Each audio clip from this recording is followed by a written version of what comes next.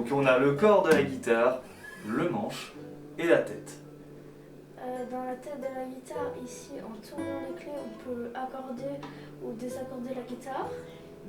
On peut dire qu'il voilà, y a toutes ces cordes qui sont reliées de la tête au chevalet ici. Elles sont accrochées, donc elles sont en tension, elles sont tendues. Et grâce aux mécaniques, on va changer la hauteur de la note, plus aiguë, plus grave, régler tout ça. Ici, il y a une rosace. La rosace.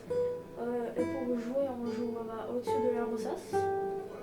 Chaque doigt va faire vibrer la corde.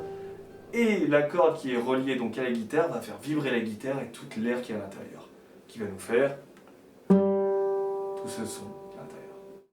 On peut appuyer avec nos doigts sur le manche dans des cases.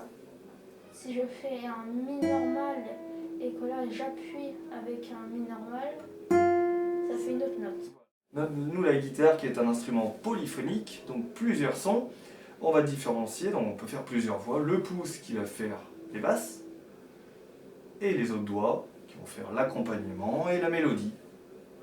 Comme ici on a bien entendu dans ton morceau, l'annulaire qui faisait toute notre mélodie, l'accompagnement avec index majeur et la basse avec le pouce. Donc voilà, un petit orchestre. Nous la guitare c'est comme un petit orchestre qu'on a réuni dans un instrument.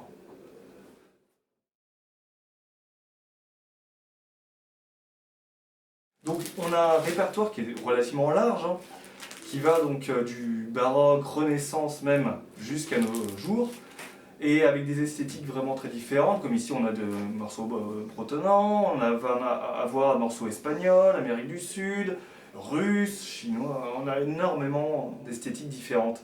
Il y a eu l'ancienne école qui avait avec comme grands guitaristes, on avait Alexandre Lagoya, Narciso Yepes, Julian Bream.